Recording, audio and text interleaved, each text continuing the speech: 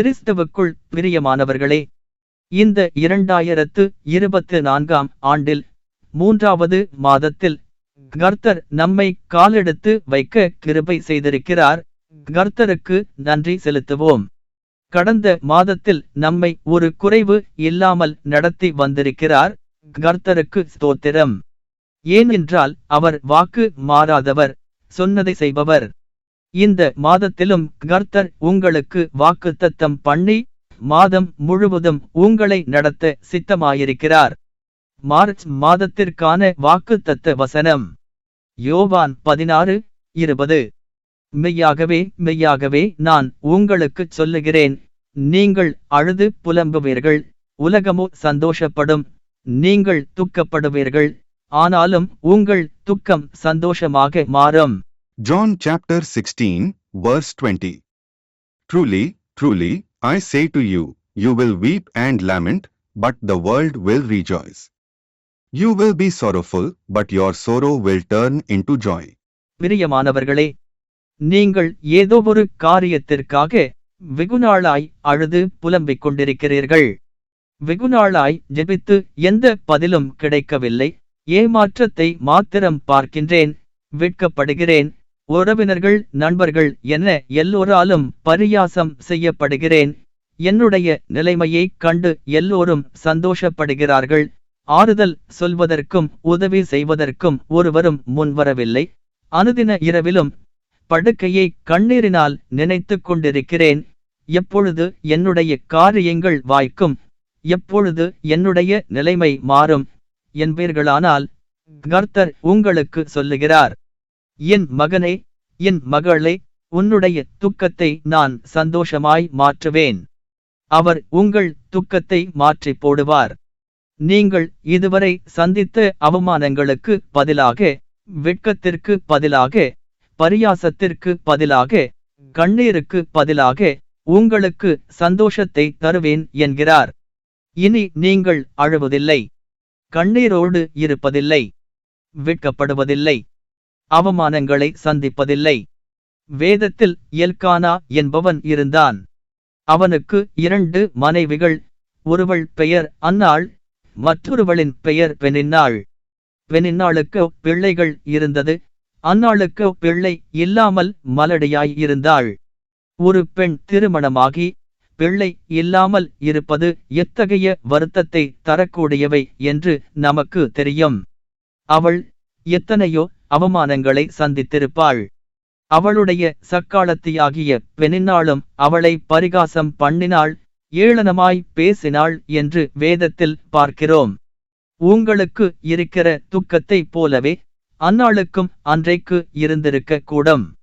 அவளும் அத்தகைய துக்கத்தை மனதிலே வைத்துக்கொண்டு அழுது கொண்டிருந்தாள். 1 சாமுவேல் 1:10 பார்க்கிறோம்.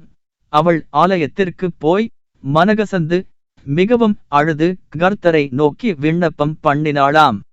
அதோடு இல்லாமல், எனக்கு நீர் ஆண் குழந்தையை கொடுத்தீரானால் அந்த பிள்ளையை உமக்கே அர்ப்பணிக்கிறேன் என்று பொருத்தனை செய்து கொண்டாள். அவள் உள்ளத்தில் அழுகையோடு ஜெபித்துக் கொண்டிருந்தாள். வாயில் எந்தவொரு சத்தமும் வரவில்லை. அதை கவனித்த அங்கிருந்த தீர்க்கதரிசியான ஏலி என்பவன், அவள் குடித்திருக்கிறாள் என்று எண்ணி, உன் குடியை விட்டு விலகு என்றான். அன்னாலோ, நான் குடிக்கவில்லை, ஆண்டவர் சமூகத்தில் என்னுடைய துக்கங்களை சொல்லிக் கொண்டிருந்தேன் என்றாள்.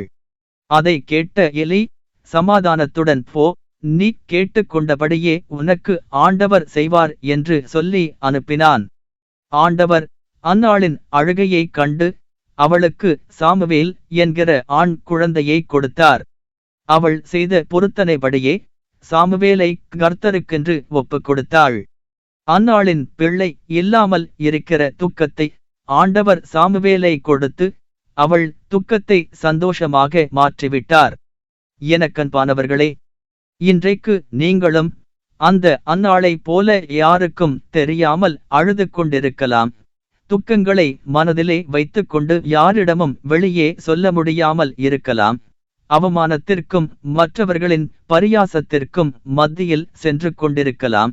இப்படிப்பட்டவர்களின் சொற்களுக்கு நடுவில் வாழ்வதை விட சாவதே மேலானது என்று கூட நினைக்கலாம். என்ன துக்கம் உங்கள் இதயத்தில் இருக்கிறது? வேலை இல்லை என்கிற துக்கமா? திருமணமாகவில்லை என்கிற துக்கமா? பிள்ளைகள் இல்லை என்கிற துக்கமா?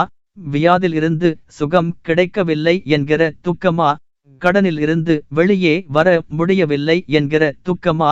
சொந்தமாக வீடு இல்லை என்கிற துக்கமா? பாவப்பழக்கத்தை விட முடியவில்லை என்கிற துக்கமா? போதுமான வருமானம் இல்லை என்கிற துக்கமா? உங்கள் துக்கம் எதுவாக இருந்தாலும் உங்கள் துக்கத்தை சந்தோஷமாக மாற்றுவார். அன்று அந்நாள் ஆண்டவர் சமூகத்தில் மனகசந்து அழுது ஒரு பொருத்தனையை செய்தது போல நீங்களும் ஆண்டவரின் சமூகத்தில் உங்கள் துக்கங்களை ஊற்றிவிடுங்கள், பொருத்தனையும் செய்யுங்கள். கர்த்தர் நிச்சயம் உங்கள் துக்கத்தை சந்தோஷமாக மாற்றுவார். கர்த்தர் உங்களை ஆசீர்வதிப்பாராக. ஜெபம் செய்வோம். எங்கள் அன்பு தகப்பனே, கடந்த மாதம் முழுவதும் எங்களை நடத்தி வந்தீரே, ஸ்தோத்திரம். ஒருபோதும் எந்தவொரு சூழ்நிலையிலும் எங்களை கைவிடாமல் பிடித்து வந்தீரே, நன்றி.